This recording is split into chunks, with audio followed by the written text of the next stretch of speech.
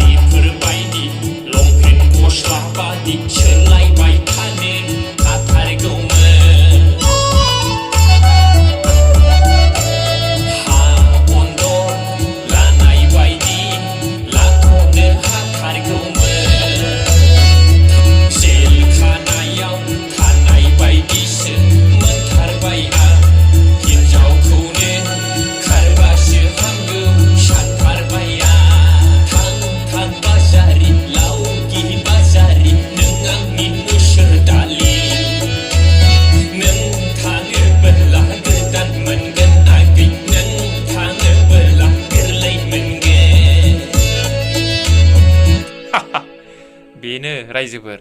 नोंथांमोना थाबैनो नुगोन दा बेनिखायनो आंनि प्रेक्टिकेल बसुमतारी इउटुब चेनेलखौ साबस्क्राइब खालामनानै लादो प्रेस ना बेल आइकनखौबो प्रेस थुनानै होदो आरोखि थाबैनो नुगोन आङो बे फेब्रुवारि दानाव दोंथाम गान हगारनाय जागोन एलबाम मिउजिक भिडिअ नैबेयो साननै सानथामनि गेजेराव नुसिगोन नोंथांमोना नेनानै थादो अननाय आरो मोजां मोननायखौ बिलाइबाय थादो आरोखि ना खननायखौ जाया होनजायालै ना आंना बिदिनोखा नामा जाजोबो बेना माने प्रेक्टिकेल बसुमतारी ना खुनु मोनसे माने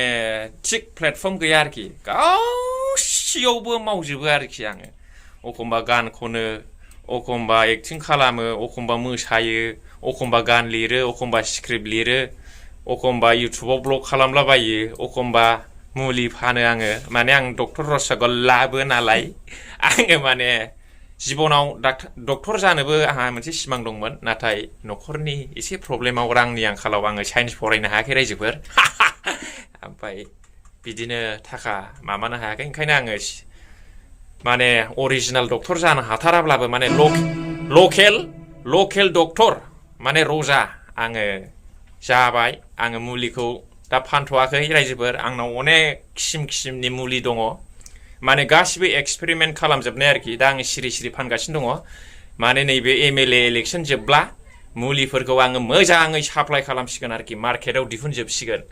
डक्टर रसगल्ला प्रेक्टिकेल बसुमतारी ओमफ्राय बिदिनो गान खननाय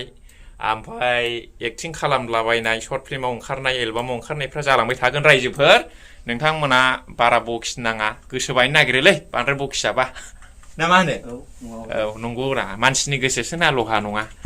दा ओंखायनो नोंथांमोना आङो एथ' गाज्रि सानला दाना बखिजाबाबो माने गोसोआ गोरा जाबाय आरोखि गोसोआ गोरा जाबाय रायजोफोर दा माने बखिजायै माने दा गोसोआ गोरा जाबाय आंखौ इउटुबाव फार्स्ट टाइम माने बखिनाय जाम्बा होननानै कमेन्ट हरनाया गसाइगावनिनो आरोखि दाबो दङलै मानसिया सिनायखादों आं नामखौ नुखानाय ना जाम्बा होननानै बियो 2017आवनो हरदों आरोखि माने आङो बायदिसिना भिडिअ खालामलाबायनानै हंगारोमोन ना भिडिअफ्राव मानसिफोरनि चेनेलाव 2012-13 निफ्रायनो गोबां इउटुबाव फेसबुकाव माबा माबि भिडिअ हंगारबाय थायोमोन आरोखि आं फार्स्ट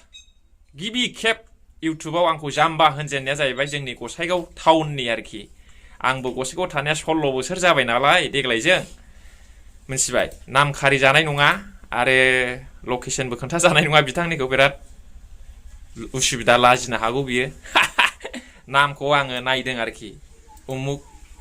टाइटेलखौबो आरोखि दा बियो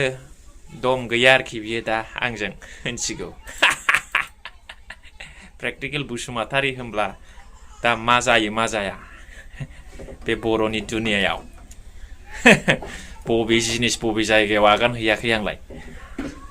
साखि जोबनानैसो थैगोन आङो गान खननाय मावनाय माबानाय ओरैबो खामानिखौ रायजोफोर नोंथांमोना नायलांबाय थादो धन्यबाद